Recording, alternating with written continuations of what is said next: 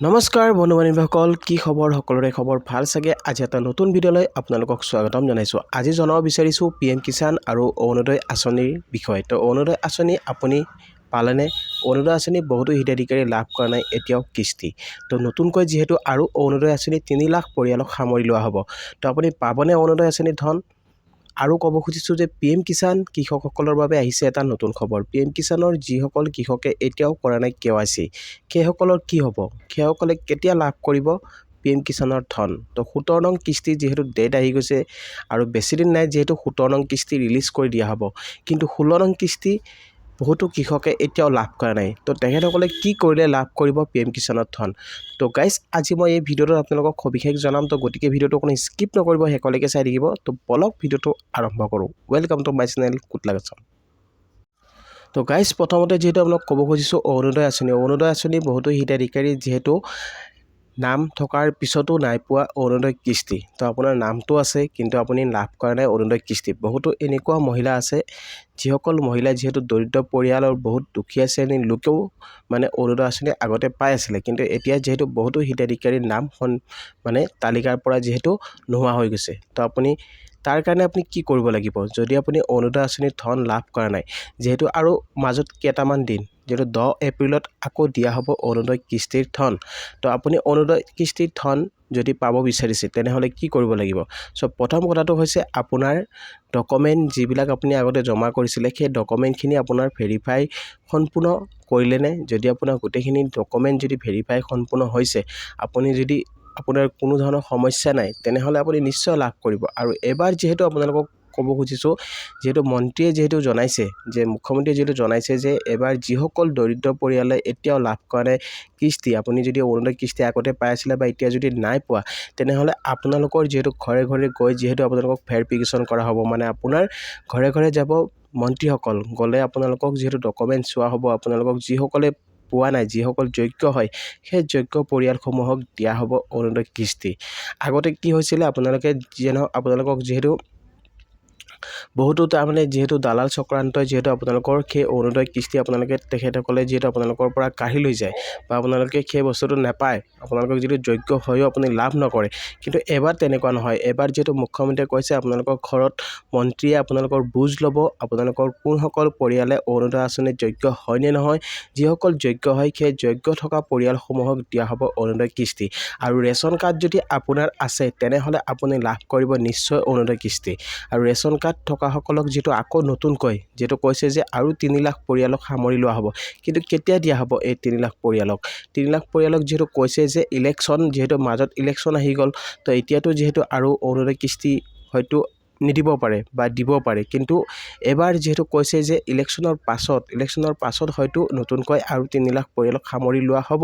কিন্তু কথাটো হৈছে কি, অৰুণোদয় কিস্তি যিসকলে আবেদন কৰিছিলে আগতে, সেইসকলৰ নাম যিহেতু আহি গৈছে, কিন্তু নাম অহাৰ পিছতো বহুতো হিতাধিকাৰীৰ নাম মানে অৰুণোদয় কিস্তি লাভ কৰা নাই। নতুন হিতাধিকাৰী বহুতে আবেদন কৰিছিলে, নতুন হিতাধিকাৰীয়ে, কিন্তু কিছুমানৰ পাইছে। যিহেতু আগতে কৈছিলোঁ যে এটকা সোমোৱা পাইছিলে, কিন্তু এটকা নোসোমোৱা পোৱা নাই, কিন্তু তেনেকুৱা আপোনালোকক যিহেতু দেখিবলৈ পোৱা যায়।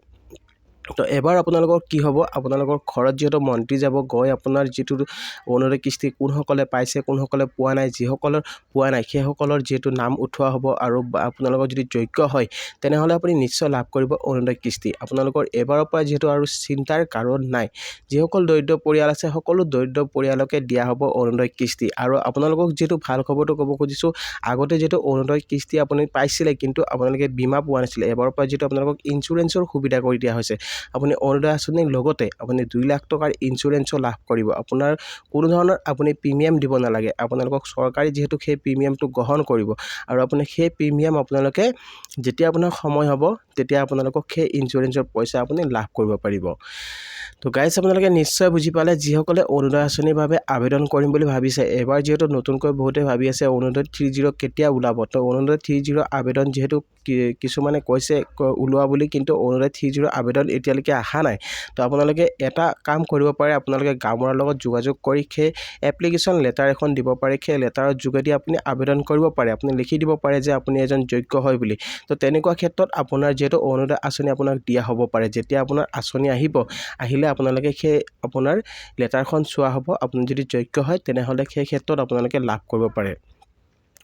আৰু আপোনালোকক ক'ব খুজিছোঁ 30ৰ কোনো ধৰণৰ ফৰ্ম অহা নাই যেতিয়া আহিব আপোনালোকক নিশ্চয় অৰুণোদয় আঁচনিৰ ফৰ্মখনত কেনেকৈ আবেদন কৰিব লাগে নিশ্চয় আপোনালোকক ভিডিঅ'ৰ যোগেদি জনাবলৈ চেষ্টা কৰিম তো গাইজ আপোনালোকক যিহেতু নেক্সট খবৰটো দিব ওলাইছোঁ PM কিষাণৰ যিহেতু আপোনালোকক কোৱা হৈছিলে 31 মাৰ্চৰ আগত আপোনাক কৰিব দিয়া হৈছিলে EKYCৰ কাম তো আপুনি EKYCৰ কাম কৰিলে নে নাই যদি আপুনি EKYCৰ কাম কৰা নাই তেনেহ'লে কেনেকৈ কৰিব পাৰিব চব 31 মাৰ্চ যিহেতু যোৱাকালি গুচি গ'ল তো আপুনি যদি কৰা নাই তেনেকুৱা ক্ষেত্ৰত আপুনি পাবনে অৰুণোদয় যেটো আপুনি PM কিষাণৰ ধন যদি আপুনি PM কিষাণৰ KYC কৰা নাই তেনেহ'লে আপুনি নাপাব নেকি তো চক আপোনালোকক যেটো কৈছিলে আপোনাক যেটো মৰি ডাঙৰীয়া যেটো আপোনালোকক কৈ আছে বাৰে কৈ আছে যে আপোনাৰ যিসমূহ কাম আপোনাৰ পেন্ডিং হৈ আছে সেই কামসমূহ আপোনালোকে সোনকালে কৰি লওক যেটো আপোনালোকক 16 নং কিস্তি দিয়া হৈছিলে তো বহুতো কৃষকৰ কি হৈছিলে KYCৰ কাৰণে লাভ নকৰিলে 16 নং কিস্তিৰ ধন যদি আপোনাৰ KYC সম্পূৰ্ণ নহয়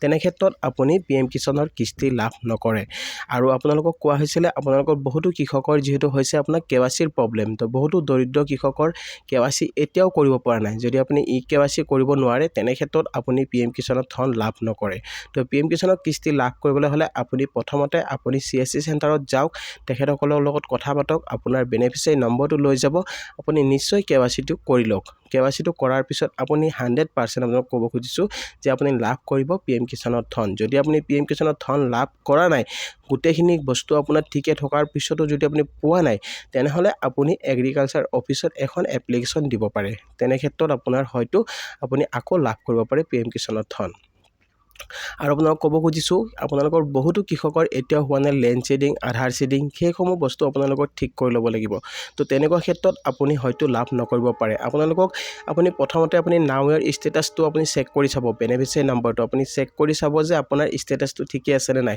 আপোনাৰ যদি গোটেইখিনি বস্তু ঠিকে আছে আপোনাৰ EKYC হওক আপোনাৰ লেণ্ড শেডিং হওক আধাৰ শেডিং হওক গোটেইখিনি আপোনাৰ ঠিকে আছে তাৰ পিছতো যদি আপুনি লাভ নকৰে তেনে ক্ষেত্ৰত আপুনি এগ্ৰিকালচাৰ অফিচত এখন এপ্লিকেশ্যন দিব পাৰে তেতিয়াহ'লে আপোনাৰ সেই PM কিষাণৰ কামখিনি আপোনাৰ হৈ যাব পাৰে কিন্তু আপোনাৰ আধাৰৰ লগত আপোনাৰ KYC আপোনাৰ আধাৰ নম্বৰটো আপোনাৰ মোবাইল নম্বৰৰ লগত আপোনাৰ এক্টিভ থাকিব লাগিব OTP অহা হ'ব লাগিব নহ'লে কিন্তু আপোনাৰ প্ৰবলেম হ'ব পাৰে আৰু যেহেতু আপোনালোকক 17 নং কিস্তি আৰু বেছি দিন নাই আপোনালোকে অতি শীঘ্ৰে লাভ কৰিব এতিয়া কি যেহেতু আপোনাৰ এপ্ৰিল মাহ আৰম্ভ হৈছে এপ্ৰিল মে আপুনি মে মাহত লাভ কৰিব পাৰে PM কিষাণৰ 17 নং কিস্তি তো তাৰ আগতে আপুনি আপোনাৰ যিখিনি প্ৰবলেম হৈ আছে KYC হওক লেণ্ড শেডিং হওক আধাৰ শেডিং সেইসমূহ কাম আপুনি অতি সোনকালে আপুনি কৰি লওক আপুনি যদি নিজে কৰিব পৰা নাই আপুনি CSC চেণ্টাৰৰ লগত যোগাযোগ কৰি লওক নিশ্চয় আপুনি কৰিব পাৰিব আপোনাৰ কামখিনি তো আপোনালোকক যেহেতু 31 তাৰিখ দিয়া হৈছিলে সময় কিন্তু 31 তাৰিখ পাৰ হৈ গ'ল এতিয়া আৰু আপোনালোকে যেহেতু কেতিয়া দিয়া হয় নাজানো কিন্তু আপোনালোকে CSC চেণ্টাৰত যোগাযোগ কৰিব আপোনাৰ 100% আপোনালোকে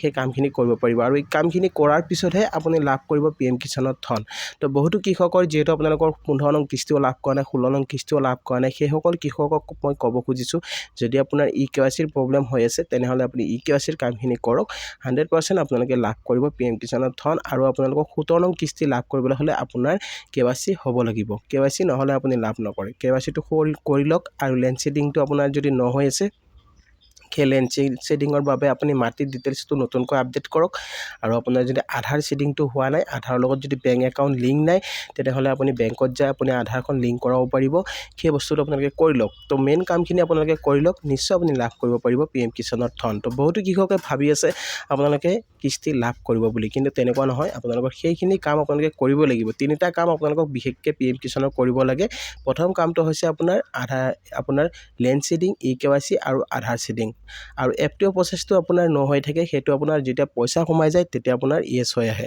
তো গাইজ নিশ্চয় বুজি পালে আৰু 17 নং কিস্তি আপোনাৰ যেহেতু বেছি দিন নাই আপোনালোকে 17 নং কিস্তি লাভ কৰিব আপোনালোকে মে মাহত যদি মে মাহত আপোনালোকে 17 নং কিস্তি লাভ কৰিব বিচাৰিছে তেনেহ'লে আপুনি EKYCৰ কামখিনি সম্পূৰ্ণ কৰি লওক আই হোপ আপোনালোকে নিশ্চয় ভিডিঅ'টো বুজি পালে তো আজিৰ ভিডিঅ'টো আপোনালোকক এইখিনি জনাব লগা আছিলে আৰু ভিডিঅ'টো চাই যদি ভাল পাইছে তেতিয়াহ'লে এটা লাইক আৰু শ্বেয়াৰ কৰি দিব নাপাহৰিব আৰু লগতে মোৰ চেনেলটোত যিসকলে নতুনকৈ আহিছে তো চেনেলটো ছাবস্ক্ৰাইব কৰি ৰাখিব আৰু কাষত থকা বেল আইকনটো প্ৰেছ কৰি দিব যাতে এনেকুৱা ধৰণৰ নতুন ভিডিঅ' আহিলে সকলোতকৈ আগত পাই থাকে তো গাইজ আজিলৈ ইমানে জয় অসম।